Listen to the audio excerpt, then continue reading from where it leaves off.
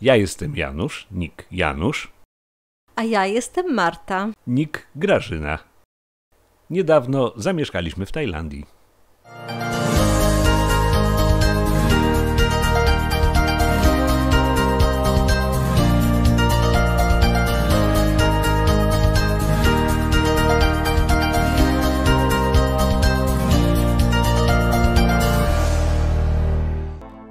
Dzisiaj chcielibyśmy się zająć komunikacją i jej problemami w naszym mieście. Hua Hin to miasto leżące na trasie z południa do środkowych i północnych rejonów Tajlandii. Na szczęście główny transport samochodowy przebiega autostradą biegnącą około 10 km na zachód od miasta. Mimo to w samym Hua Hin ruch jest spory na głównej dwupasmowej ulicy Petkasem Road. Na północy Hua Hin znajduje się lotnisko, które przed pandemią obsługiwało międzynarodowe połączenia lotnicze do Kuala Lumpur w Malezji. Obecnie obsługuje loty krajowe do Chiang Mai. Planowane jest rozpoczęcie regularnych lotów do Singapuru, Hongkongu i Indii. W Hua Hin znajduje się najpiękniejszy w całej Tajlandii dworzec kolejowy, zbudowany w 1911, a przebudowany w 1926 roku. Szczególnie okazale prezentuje się Pra Monggut Klao Pavilion, czyli królewska poczekalnia. To fantastyczne miejsce na zrobienie sobie tutaj pamiątkowego zdjęcia z pobytu w naszym mieście. Siedząc na dworcu w Kansas City, tak kiedyś śpiewali Skaldowie, my siedzimy na dworcu w Hua Hin i też czekamy na pociąg. Co prawda nie zamierzamy nim dzisiaj nigdzie pojechać, ale chcieliśmy Wam pokazać, jak właśnie wygląda dworzec kolejowy w Hua Hin. Jest bardzo ciekawy, jeden z najfajniejszych dworców w całej Tajlandii. No i za chwileczkę przyjedzie pociąg, nie wsiadamy do niego, wsiąść do pociągu byle jakiego mówiono kiedyś. My nie wsiadamy do pociągu, będziemy Wam dalej pokazywać, jak tutaj u nas można podróżować, zarówno w mieście, jak i poza miastem.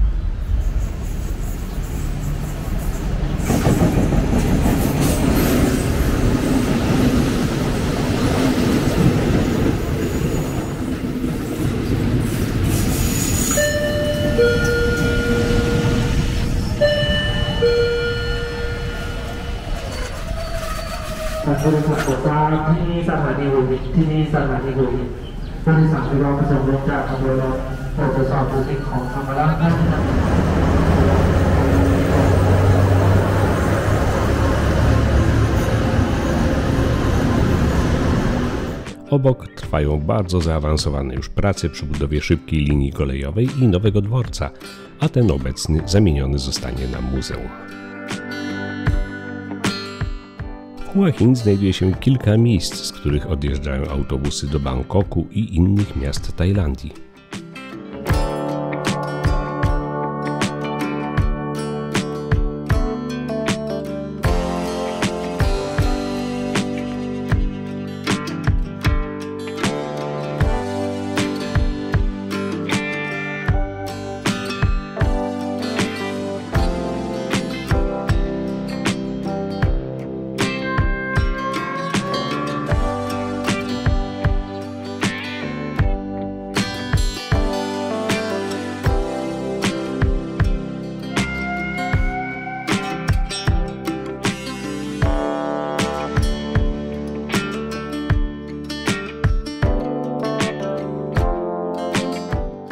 Jest tu również linia obsługująca bezpośrednie połączenia autobusowe na lotnisko międzynarodowe w stolicy.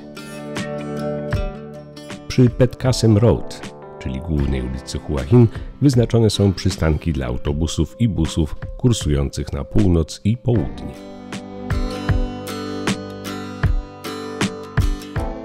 Niestety komunikacja miejska jest tu bardzo ograniczona. Nie ma stałych linii autobusowych. Większość mieszkańców korzysta z własnych środków transportu, stąd duża ilość jednośladów.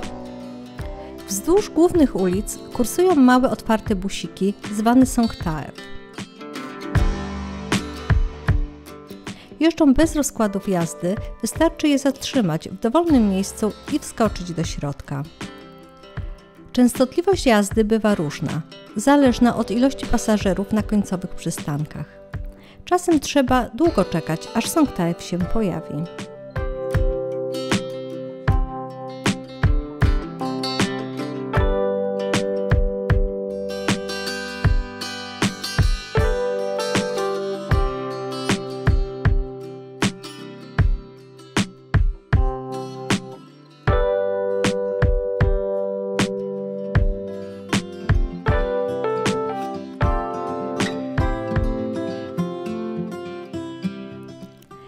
chcemy wysiąść, naciskamy umieszczony w suficie przycisk dzwonka.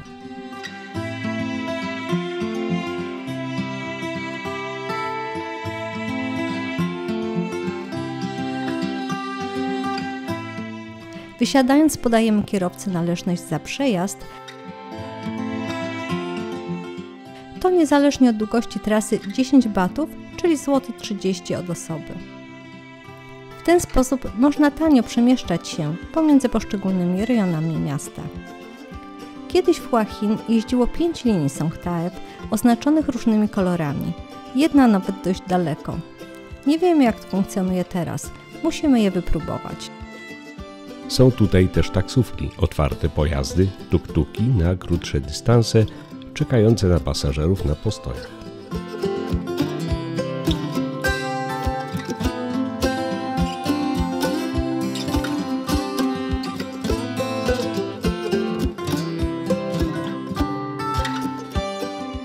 Jeżdżą też jeszcze mniejsze tuk-tuki, trójkołowce z silnikiem motocyklowym.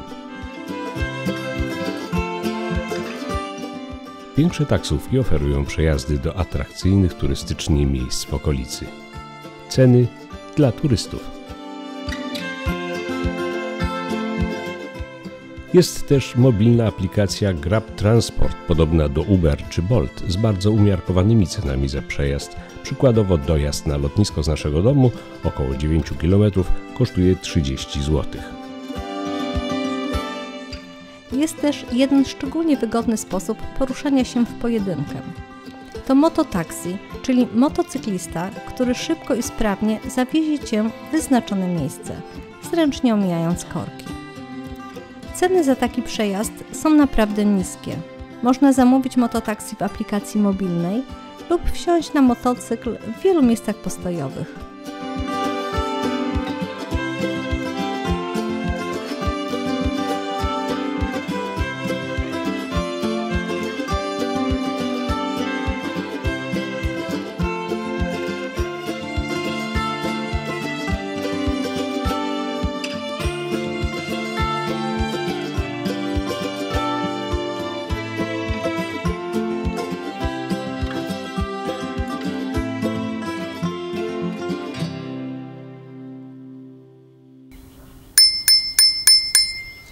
Chcieliśmy Wam pokazać nasz pierwszy zakup, pierwszy środek transportu, który znalazł się w naszym posiadaniu. To te dwa wspaniałe rowery, takie składaczki, które kupiliśmy zaraz po zakupie naszego mieszkania. To był jeden z pierwszych poważniejszych zakupów.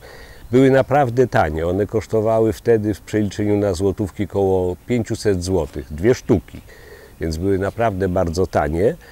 Myśleliśmy, że one załatwią sprawę naszego poruszania się po mieście, jazdy na zakupy, no w ogóle załatwią nam transport. Okazało się, że to jednak nie było takie bardzo proste, dlatego że wszędzie musieliśmy jeździć we dwójkę, to raz. One jednak mają ograniczoną ładowność, były bardzo niewygodne siedzenia w nich. Musieliśmy tutaj dopiero coś wymyślić, żeby dało się jeździć. Będąc w Polsce, zaczęliśmy się zastanawiać nad innym rozwiązaniem, czyli po prostu tak jak inni Tajowie, kupno motocykla.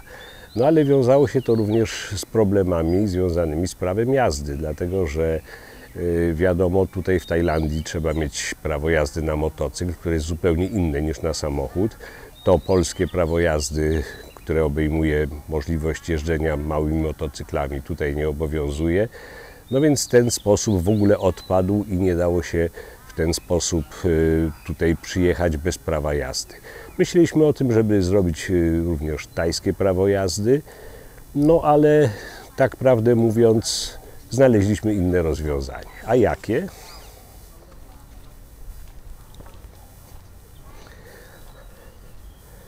No właśnie. To jest nasz e-Amazing Bike, czyli coś, co dostaliśmy w prezencie od Mikołaja, dlatego że dokładnie 6 grudnia byliśmy tutaj niedaleko w galerii handlowej, był sklep z rowerami i zobaczyliśmy to cudo. Okazało się, że jest to rower elektryczny.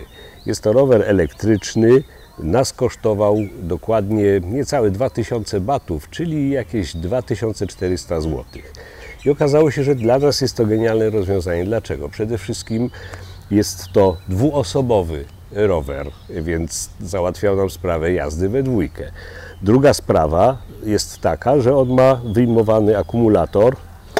Właśnie można go sobie odłączyć i wyjąć. Jest ładowany w domu. Ładowanie trwa w granicach 5-6 godzin. No i najważniejsza sprawa to jest zasięg. Można nim jechać nawet do 40 km na jednym ładowaniu. Co jeszcze z ważnych technicznych rzeczy? To, że on nie jest ciężki, waży 43 kg. Dodatkowo ma hamulce tarczowe, czyli jest bardzo bezpieczny. Ma kierunkowskazy. Nie ma co prawda światła stopu, ale jeżeli by się okazało, że akumulator się wyczerpie, to można całkiem spokojnie jechać na pedałach, czyli po prostu tak jak klasyczny rower. No i rzecz bardzo ważna, nie trzeba żadnego prawa jazdy. Porusza się na nim dokładnie tak samo jak na rowerze. W związku z tym załatwił nam sprawę wszelkich wycieczek, bo prawdę mówiąc ten zasięg wystarcza na jazdy na krótkie wycieczki, wystarcza na jazdę po mieście, na zakupy. Jest naprawdę bardzo sprawny, bardzo lekki. Jeździ się nim prawie tak jak na skuterze. Jednym słowem ma same zalety.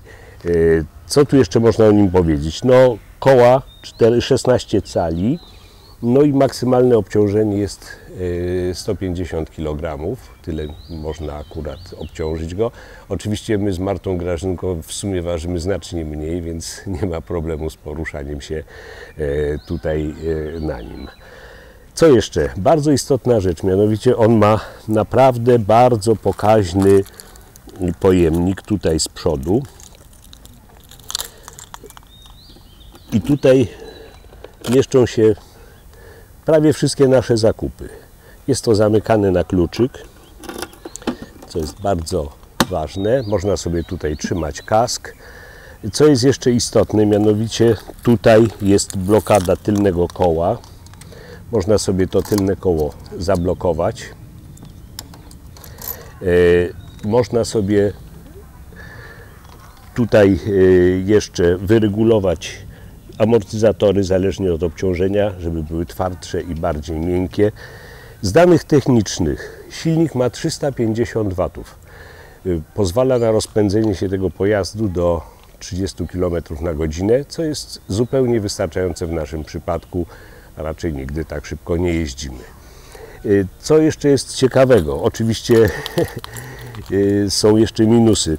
Wyobraźcie sobie, że to są wszystko kluczyki, które tutaj pokazuję, to są wszystko kluczyki do niego. Osobny jest kluczyk do stacyjki, osobny jest kluczyk do tej paki, czyli do pojemnika bagażowego, osobny jest kluczyk do tylnego koła, do blokady tylnego koła, osobny kluczyk do akumulatora. No, nie wiem po co tyle. Jest jeszcze zrobiony nawet tutaj alarm, który pozwala na włączenie i zostawienie go gdzieś na parkingu. Jak widzicie, rozwiązało to wszystkie nasze problemy. Nie trzeba nam prawa jazdy. Przejechaliśmy na nim już od grudnia no ładny kawałek trasy. Nigdy nie mieliśmy z nim żadnych problemów. Więc jak widzicie, tutaj w Tajlandii czasami też można znaleźć takie rozwiązania, które nam farangom ułatwią życie. I jeszcze jedna uwaga. On został wyprodukowany w Tajlandii, w Bangkoku i oczywiście mamy na niego gwarancję. A jak to wygląda w praktyce? No to zobaczcie.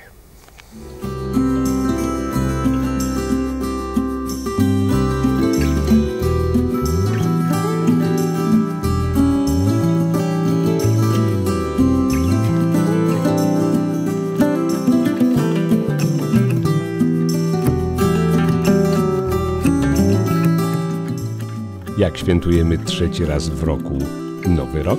Zobaczycie w następnym filmie. Zapraszamy.